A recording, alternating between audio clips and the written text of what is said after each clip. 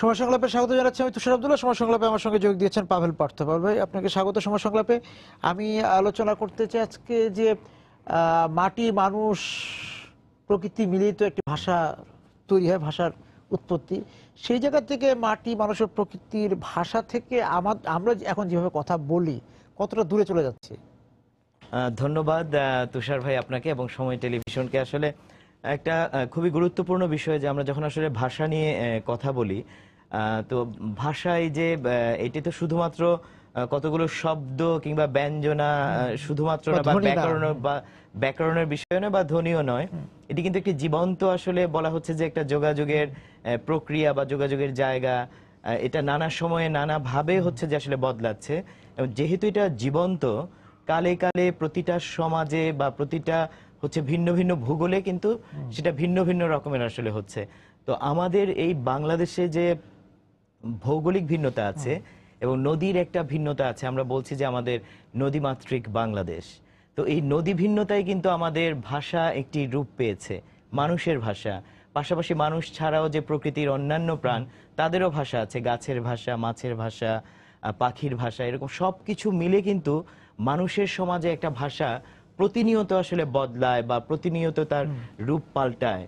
কিন্তু ঘটনা হচ্ছে যেটা, সেটা হচ্ছে যে আপনার যখন আমরা যেমন দেখি যে আমাদের ধানের ক্ষেত্রে যে আমাদের যে একটা বড় অঞ্চল জুড়ে বাংলাদেশের মানুষ ধানের উপর নির্ভরশীল।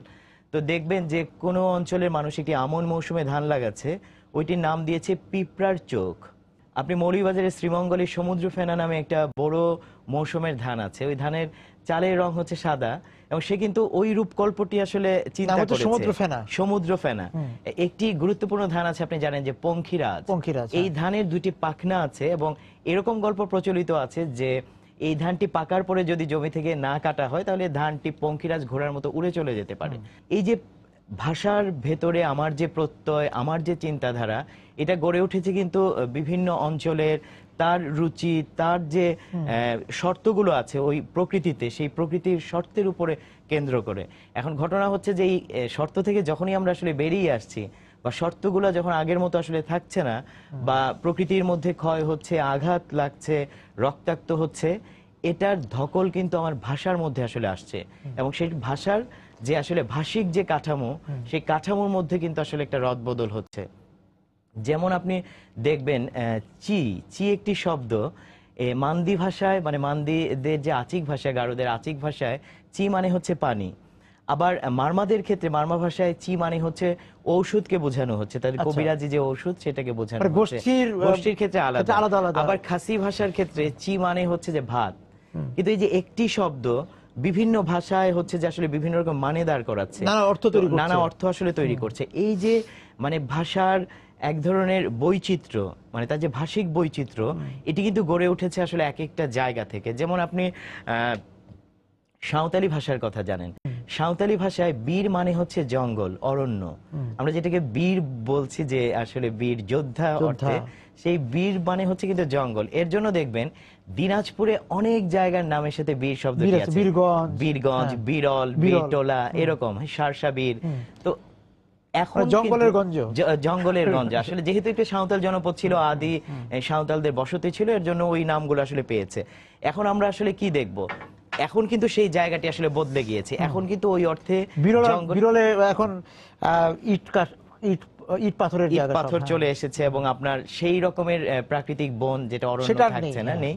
তার মানে এখন কিন্তু নামগুলো আর সাঁওতালি ভাষায় বীর দিয়ে আসলে এখানে হবে না। বিরলে যে মানে 10 বছর বা 12 বছর আগে যে বিরলকে যেভাবে বলতো, সেই বিরলও এখন আর নেই, একদমই নেই।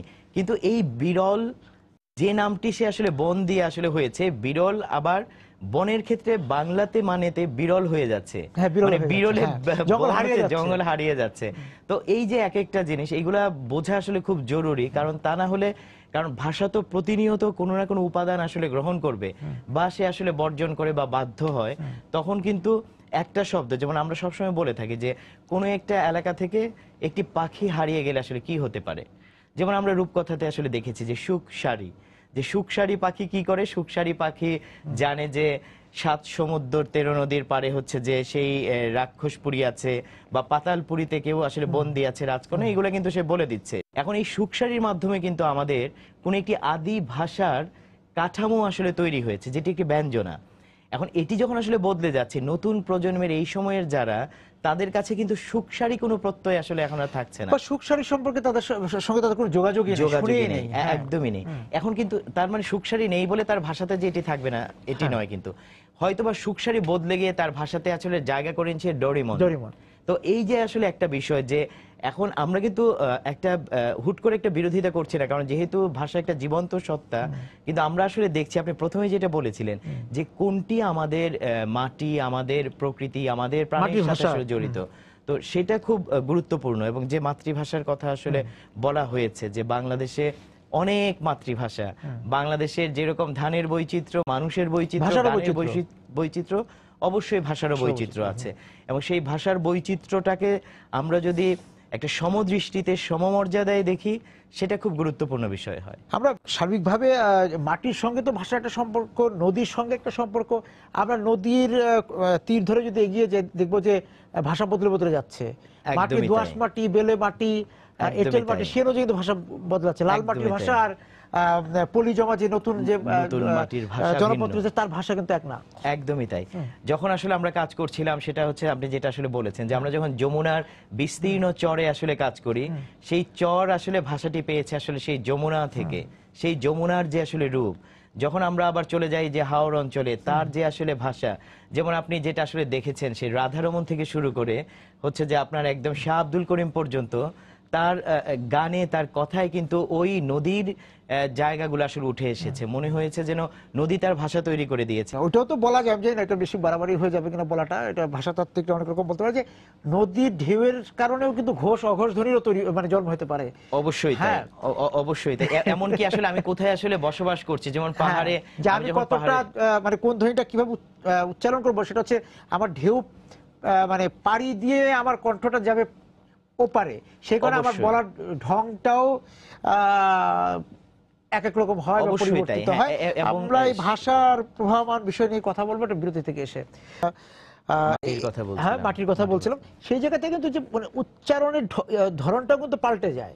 অবশ্যই উচ্চারণের ধরনটা আসলে পাল্টে যায়, কারণ আমরা যখন আসলে দেখেছি যে যখন যেমন হাওর অঞ্চল যে একটা বিস্তীর্ণ জায়গা, এর জন্য দেখবেন কিন্তু ওই হাওর অঞ্চলে সেটা একদম শীতালংসা থেকে শুরু করে, দূরবীনসা থেকে শুরু করে রাধারমন বা শাহ আব্দুল করিম পর্যন্ত, মানে তাদের যে বা উকিল মুন্সি, মানে তাদের কথার ভিতরে তারা যেভাবে মানে ব্যবহার করেছেন আসলে ভাষাকে, সেটার মধ্যে কিন্তু হাওরের একটা আসলে বিস্তীর্ণ যে জায়গা, সেই জায়গাটি আসলে আছে, মানে হাওরের যেটা উদাস ভাব, সেটি আসলে আছে।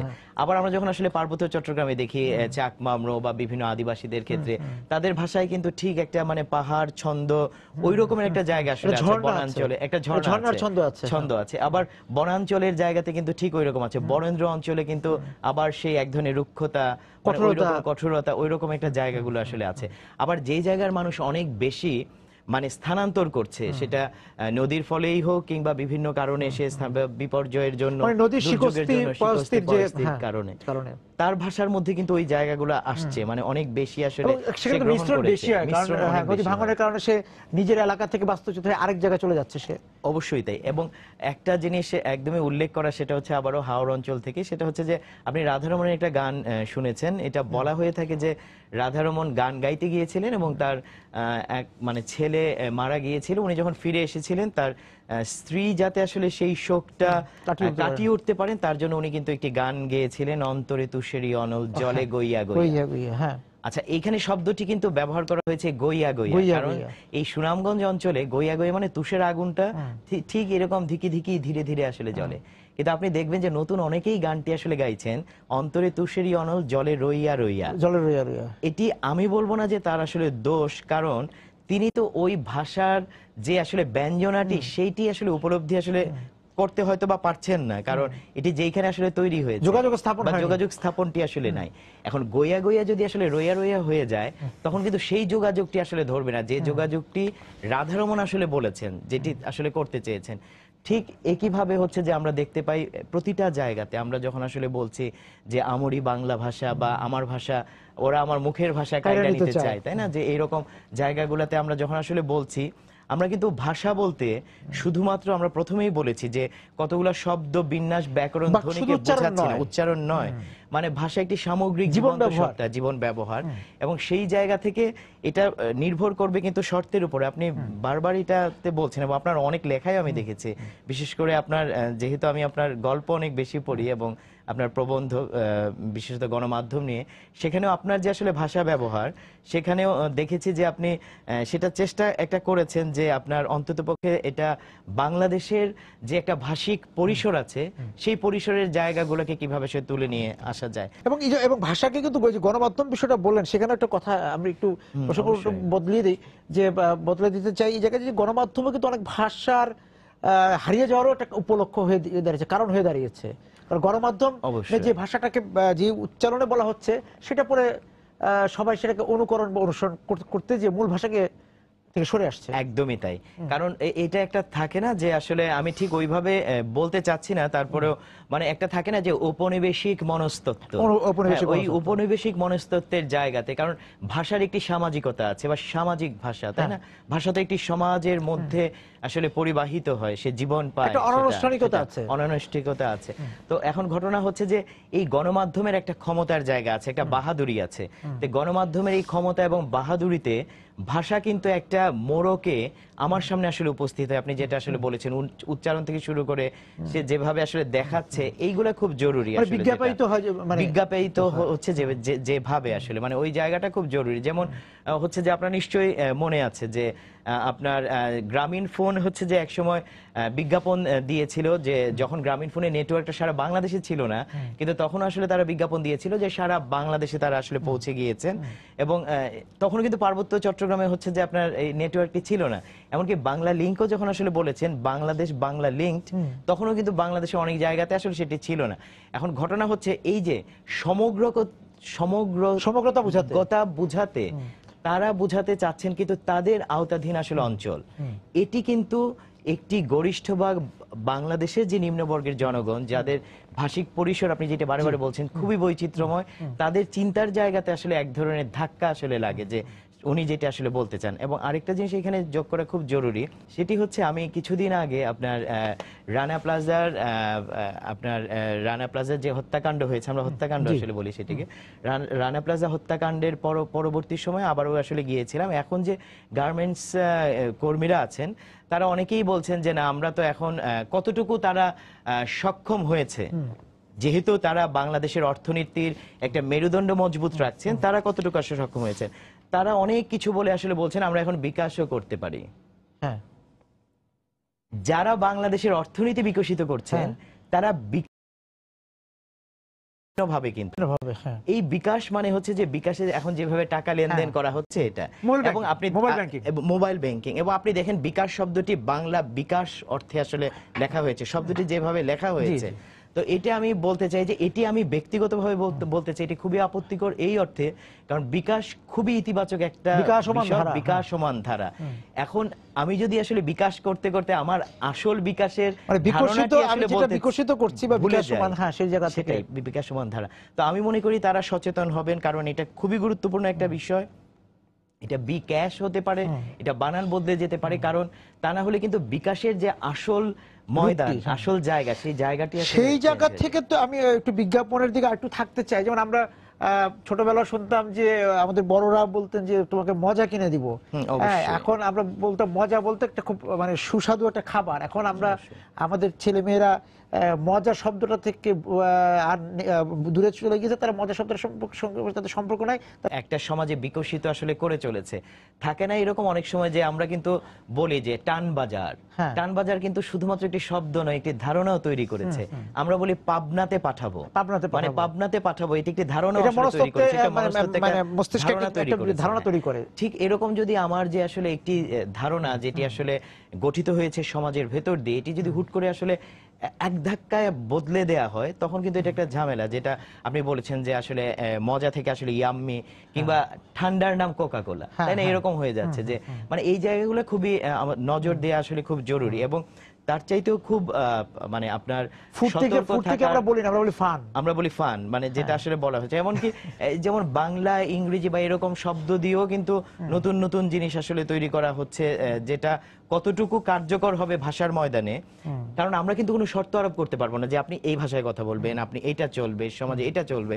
যেহেতু ভাষা একটা জীবন্ত সত্তা, এটা গরিষ্ঠ ভাগ মানুষের ভেতর দিয়ে, ভাঙচুরের ভেতর দিয়ে সে নিজে আসলে জীবন পাবে, যদি না তাকে রক্তাক্ত করা হয়, বদলে দেয়া হয়, যদি না তার চেপে ধরা হয়, এরকম একটা জায়গা। আপনি মনে হয় খেয়াল করেছেন যে আমাদের বাংলাদেশের জাতীয় পাখি হচ্ছে দোয়েল, এবং সেই দোয়েল হচ্ছে যে আপনার এসএস ভিশন লিমিটেড নামে একটি কোম্পানি, তারা 2010 সনে একটা কীটনাশক বাজারে আনে যার নাম দিয়েছে দোয়েল।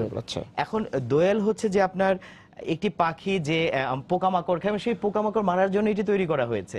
এখন এই যে দোয়েল যখন আসলে একটি বিষের নাম হয়ে যাচ্ছে, তখন কিন্তু আমার একটা মনস্তত্ত্বে আসলে একটা ধাক্কা লাগে, এবং এটি একটি জাতীয় প্রতীক। ঠিক একইভাবে বাংলাদেশের অনেক বাদ্যযন্ত্র, যেমন আপনার সিনজেন্টা একটি কীটনাশকের নাম দিয়েছে একতারা। মানে কি চিন্তা করা যায় যে একতারা বাংলাদেশের একটি ঐতিহাসিক বাদ্যযন্ত্র, এটার সাথে আমাদের এত কিছু জড়িত, এটার সাথে আমাদের ভাষার ময়দানের এত গুরুত্বপূর্ণ। শুধু একতারা নয়, দোতারা আছে, সেতার আছে, আমাদের নদীর নাম আছে, মেঘনা, যমুনা, চিত্রা, এরকম নাম আছে। সবচেয়ে গুরুত্বপূর্ণ বিষয় হচ্ছে যে আপনার রাখাল, একটি কীটনাশকের নাম দেওয়া হয়েছে রাখাল। এখন রাখাল তো এমন একটি ধারণা যে অনেক কিছুকে রক্ষা করছে, সে গবাদি প্রাণীদেরকে রক্ষা করছে, উৎপাদনের, হ্যাঁ, সেটা হচ্ছে বিষয়। এখন ঘটনা হচ্ছে যে আপনার এটা করতে করতে তারা একদম ভয়ঙ্কর যে কাজটি করেছেন, আমি ভয়ঙ্কর শব্দটি আসলে বলছি। আপনি জানেন যে 2009-তে বাংলাদেশে আইলা হয়েছিল, এবং সেই আইলায় বাংলাদেশের দক্ষিণ পশ্চিম অঞ্চল সম্পূর্ণত বিপর্যস্ত হয়েছিল। মানুষ এবং সুন্দরবন আবার উঠে দাঁড়ানোর সাহস করেছে, কারণ বাংলাদেশের মধ্যে এই শক্তিটা আছে, এবং বাংলাদেশের ভাষাতে আসলে সেই শক্তি আছে। কিন্তু গুরুত্বপূর্ণভাবে হচ্ছে যে এসিআই ফর্মুলেশন একটি কোম্পানি, তারা 2010 সনে তাদের একটা কীটনাশকের নাম দিয়েছে আইলা। আইলা। এখন ঘটনা হচ্ছে যে আইলার সাথে মানুষের হচ্ছে বেদনা, স্মৃতি, উঠে দাঁড়ানো, সংগ্রাম সবকিছু জড়িত আছে। এই আইলা তো আসলে কোন একটি কোম্পানি তৈরি করে দিতে পারে না, তাই না? যে এই আইলা দিয়ে আসলে সবকিছু আপনি বালা মুসিবত বা কীটনাশক দূর করে ফেলতে পারবেন। ঠিক একইভাবে তারা খুব গুরুত্বপূর্ণভাবে বাংলাদেশের, আমরা যে বলি মুক্তি, আমরা বলি বিজয়, ইস্ট ওয়েস্ট কেমিক্যালস লিমিটেড, তারা আখ ও ধানে ব্যবহৃত একটি বিষের নাম দিয়েছে বিজয়। ঠিক একইভাবে ইয়ন অ্যাগ্রো ইন্ডাস্ট্রিজ লিমিটেড, এটা চা বাগানে ব্যবহৃত হয় একটা বিষ, তার নাম দিয়েছে মুক্তি। এখন বিজয় এবং মুক্তি যদি বিষের বোতলে ঢুকে যায়, তখন কিন্তু বুঝতে হবে যে আমার ভাষার ময়দান কতটুকু সুরক্ষিত, রাষ্ট্র বিষয়টিকে কিভাবে দেখছে। এবং এইখান থেকে আসলে ওই কথাটি আসলে তুলতে চাই সময় টেলিভিশনের মাধ্যমে। আমরা যখন ভাষা নিয়ে কথা বলি, তখন কাঠামোগতভাবে মনে হয় যেন এটা রাষ্ট্রের শুধুমাত্র সংস্কৃতি মন্ত্রণালয়ের দায়িত্ব, কিন্তু এটি বাংলাদেশের তাবৎ মানুষের দায়িত্ব, জনগোষ্ঠীর দায়িত্ব, বাংলাদেশের অবশ্যই রাষ্ট্রের সম্পূর্ণ কর্তৃপক্ষের দায়িত্ব, সবাই মিলে জনমানুষের, অবশ্যই সেটা একটা গুরুত্বপূর্ণ। আমার মেঘনা যমুনা একতারা দোতারা নিয়ে তো, এবং পাশাপাশি একটু জিনিস উল্লেখ করতে চাই, বাংলার পাশাপাশি আপনি জানেন যে আপনার শুধু বাংলা নয়, বাংলাদেশের চাকমা, মারমা, রাখাইন, কোল, কড়া, অনেক আদিবাসী যাদের গুরুত্বপূর্ণ ভাষা আছে, সেই ভাষাগুলার অনেকেরই বর্ণমালা আছে, চাকমা বর্ণমালা আছে। চাকমা বর্ণমালায় চাকমা তালিক শাস্ত্র লেখা হয়েছে, এবং আপনি দেখেছেন যে চাকমা ভাষা এবং বর্ণমালায় ফেবু নামে একটা উপন্যাস প্রকাশিত হয়েছে। মারমাদের বর্ণমালায় রাখাইন একখেরা বলে, রাখাইন যে বর্ণমালা, এগুলা কিন্তু চলছে। এবং সাঁওতালি বর্ণমালা নিয়ে একটি বিতর্ক বাংলাদেশে আছে যে এটি কি অলচিকি, যেটি 1925 সনে পণ্ডিত রঘুনাথ মুর্মু তৈরি করেছিলেন সাঁওতালি ভাষার জন্য, এটি কি অলচিকি হবে, না বাংলা হবে, নাকি রোমান হবে? যদিও বাংলাদেশের গরিষ্ঠ ভাগ সাঁওতাল জনগণ বলছেন বাংলা, বাংলা হরফে সাঁওতালি ভাষা লেখা, যেহেতু অলচিকি বাংলাদেশে চালু করা সম্ভব নয়, আর রোমান হরফ তারা একদমই চাইছেন না। এটার মধ্যে মিশনারি থেকে অনেক বিতর্কগুলো নিয়ে আসছেন। এখন বাংলাদেশের প্রতিটা জাতির ভাষাকেই সমমর্যাদা দেওয়া জরুরি। আর তার চাইতে একটা গুরুত্বপূর্ণ বিষয় জানেন মনে হয়, ভাষাবিজ্ঞানীরা বলে থাকেন যদি একটি জনগোষ্ঠীর ভাষা কতটুকু ঝুঁকিপূর্ণ, তার জনসংখ্যার উপরে আসলে নির্ভর করবে। সেটি যদি 5000-এর বেশি কমে যায়, এটি একটি ঝুঁকিপূর্ণ ভাষা এবং বিলুপ্ত প্রায়। তো বাংলাদেশে হচ্ছে যে আপনার দিনাজপুরে, আপনি আবারও দিনাজপুরে সেই বিরলে কড়া নামে আদিবাসী আছে, জানেন, কড়া আদিবাসীদের মোট জনসংখ্যা হচ্ছে 100 জন। মাত্র। মানে মাত্র গত 2 মাস আগে একজন মারা গিয়েছেন, এখন 99 99 জন। হয়েছে। বাংলাদেশে টিকে থাকার লড়াইয়ে ঠিক আছে। একই রকম, ঠিক হচ্ছে যে আপনার একইভাবে আমাদের যেটা শেরপুরের ঝিনাইগাতি, ওইখানে মারগান কোচ বলে একটি জনগোষ্ঠী আছেন, এটি কোচদেরই একটি ভিন্ন ভাষা পরিবার।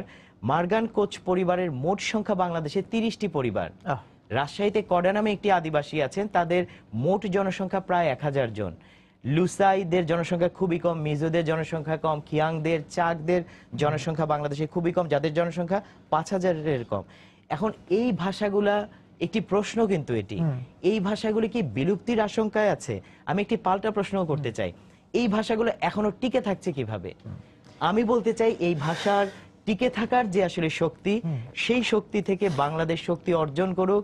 বাংলাদেশে হচ্ছে যে একটি আন্তর্জাতিক মাতৃভাষা ইনস্টিটিউট হয়েছে, তারা বাংলাদেশের ভাষার সকল ভাষার উপরে সকল ধরনের খবরদারি বন্ধ করে ভাষার যে আপন বিকাশ সুরক্ষা সেটি আসলে নিশ্চিত করুক। সার্বভৌমত্ব। আমি এই যে ভাষা পরিবার শব্দটা নিচ্ছি, নিয়ে আমি বলবো যে আমাদের যে আঞ্চলিক ভাষা আছে, আদিবাসীদের ভাষা আছে, অবশ্যই আঞ্চলিক ভাষা পরিবার যেটা, সেখানেও তো সেই ভাষাগুলো তো ঝুঁকির মধ্যে আছে।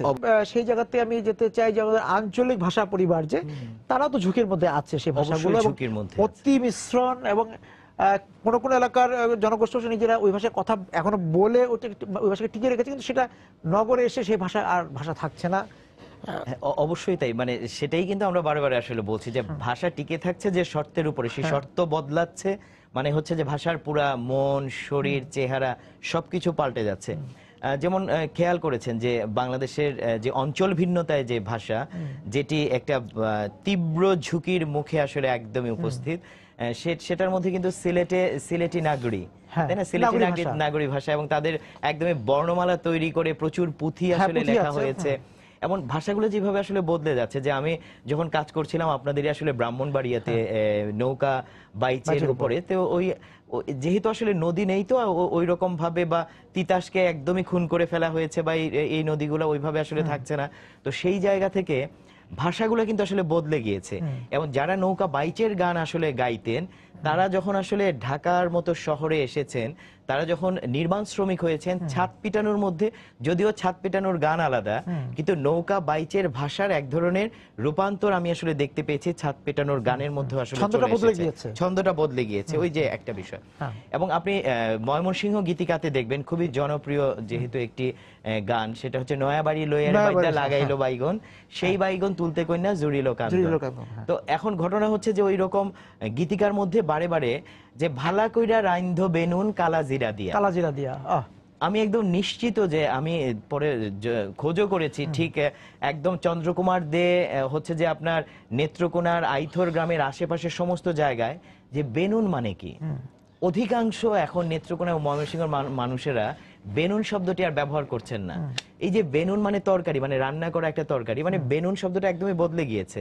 তার মানে ময়মনসিংহ গীতিকা থেকে এখন যে একটা তরকারি, তারা বলছেন যে একটা তরকারি, বা কেউ সালুন বলছেন, এরকম একটা জিনিস। সালুনটা আমাদের ব্রাহ্মণবাড়িয়া ভাষা ছিল, সালুনটা এখন কেউ বলে না। এই যে আসলে বলে না, তার মানে এটা আসলে খোঁজা জরুরি। মানে আমরা বলছি না যে এটা বাধ্যতামূলক ভাবে আসলে বলতে হবে, কিন্তু আমার কথা আমি টিকিয়ে রাখবো, টিকিয়ে রাখা। এবং কেন আসলে এটা বদলে যাচ্ছে, হয়তোবা একদমই একাডেমিক ভাবে বিদ্যায়তনে সেটাকে বোঝানো হচ্ছে যে একটা ডিসকোর্স অর্থে যে ভাষা অমুক তমুক ব্যাকরণের মাধ্যমে এটা আসলে করে, কিন্তু গ্রামের একজন নিম্নবর্গ যখন বলে যে ওর কথায় মায়া আছে, যে আসলে আপনার তুষার আব্দুল এইভাবে কথা বলে, তার কথাতে এরকম দরদ আছে, তারা মায়া এবং দরদ দিয়ে বোঝায় যে এটা আসলে যোগাযোগ তৈরি করেছে, মায়া, দরদ, আদর, মানে এটা যোগাযোগ তৈরি করেছে, মানে এটা হচ্ছে ভাষা আসলে।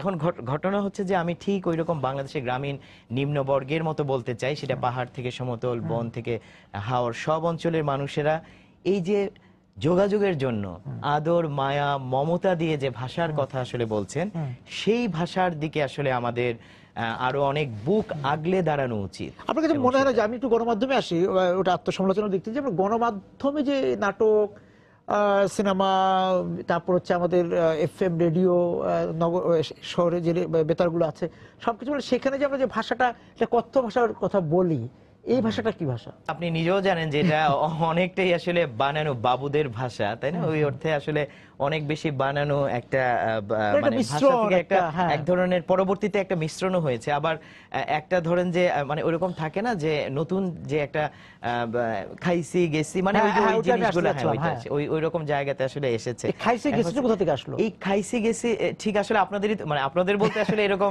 আমি দেখেছি যে গণমাধ্যমে আসলে তৈরি হয়। হ্যাঁ, ঠিক হয়তোবা এটা চলাফেরা অর্থে ঢাকার মতো এইরকম মানে মহানগরগুলোতে আসলে হচ্ছে, তার মানে এটি কিন্তু বাংলাদেশের গরিষ্ঠ ভাগ মানুষের ভাষা নয়, প্রতিনিধিত্ব করছে। এবং যেটা আসলে আপনি বারে বারে ধরতে চাইছেন, আপনি আপনাদের লেখাও আছে অনেক বাংলাদেশের বিশেষত গণমাধ্যম নিয়ে যারা মানে গবেষণা করছেন কিংবা শিক্ষক, তারাও লেখালেখি করেছেন, অনেক বিশ্লেষক, সবার নাম উল্লেখ করছি না কিন্তু অনেকেই আসলে লিখেছেন। সেটা হচ্ছে সামাজিক যোগাযোগ মাধ্যম কিংবা মোবাইল, এই যোগাযোগ হচ্ছে যে আসলে ভাষা ব্যবহারে একটা নতুন মাত্রা আসলে তৈরি করেছে। আমি আপনি আপনার সাথে ফেসবুকে আমার যখন কথা হচ্ছে, আমি একটা বিষয়ে আপনি একটা কথা বললেন, আমি হাসলাম, সেই হাসিটা আমি বলছি লোল লোল, এই যে আসলে বলছে।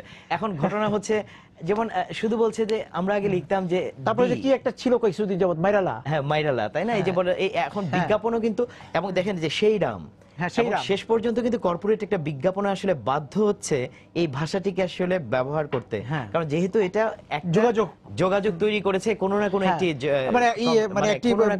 একটা নির্দিষ্ট ক্রেতা গোষ্ঠীকে। বাংলাদেশের যে জনমানুষ হচ্ছে যে বাংলাদেশের একটা দীর্ঘ ভাষার ময়দান এবং বৈচিত্র্যকে আসলে তুলে ধরছেন বারবার। এবং যে 1952 যে আপনার সেই আন্দোলন, তাই না, যেটি মাতৃভাষার যে দর্শন সেটাকে সারা দুনিয়ায় তুলে ধরেছে। এটি বাংলা ভাষার দর্শন নয়, এটি হচ্ছে আপন ভাষার, মাতৃভাষার, নিজের ভাষার কে হচ্ছে যে সম্মান জানানো, তার সার্বভৌমত্বের জন্য, সুরক্ষার জন্য, কোনো মান ভাষার জন্য না, কিন্তু অবশ্যই নয় কোনো মান ভাষার জন্য, একদমই তাই। প্রতিদিন আপনি যেটি বলেছেন, বাংলাদেশের বিভিন্ন অঞ্চলে একজন মাঝি, একজন কৃষক, একজন শ্রমিক বা একজন গার্মেন্টস কর্মী বা একজন হচ্ছে যে পাহাড়ের মানুষ বা একজন কবিরাজ, একজন তাঁতি, তার তো প্রচুর ভাষা আছে। তো সেই ভাষাকে সে কিন্তু তার কাজের ভেতর দিয়ে আসলে তুলে ধরছে। আমি মনে করি বাংলাদেশকে সেই জায়গায় আসলে আসা জরুরি। রাষ্ট্র, বাংলাদেশের কর্তৃপক্ষ, যারা নীতি নির্ধারক, প্রতিষ্ঠান, সবাইকে, এবং সেই মেজাজে দেখা উচিত অবশ্যই গণমাধ্যম। এবং সেই জায়গা থেকে বলা যে প্রত্যেকের পেশা শুধু না, প্রত্যেকটা মাটির ভাষা, নদীর সঙ্গে সম্পৃক্ত ভাষা, প্রকৃতির ভাষা, সব ভাষায় যে উচ্চারণ, সেই উচ্চারণে একটা সার্বভৌমত্ব থাকা উচিত। অবশ্যই সেই সার্বভৌমত্ব নষ্ট করতে দেওয়া যাবে না। অবশ্যই। আপনাকে ধন্যবাদ আজকে আমাদের সঙ্গে যোগ দেওয়ার জন্য, ভাষা নিয়ে কথা বলার জন্য। দর্শক যারা আছেন আজকে ভাষা নিয়ে আমাদের এই আলোচনায়, আপনাদেরকে ধন্যবাদ জানিয়ে শেষ করছি আজকে সময় সংলাপ। দেখা হবে আগামী দিন। সবাই সুন্দর থাকুন, নিরাপদে থাকুন।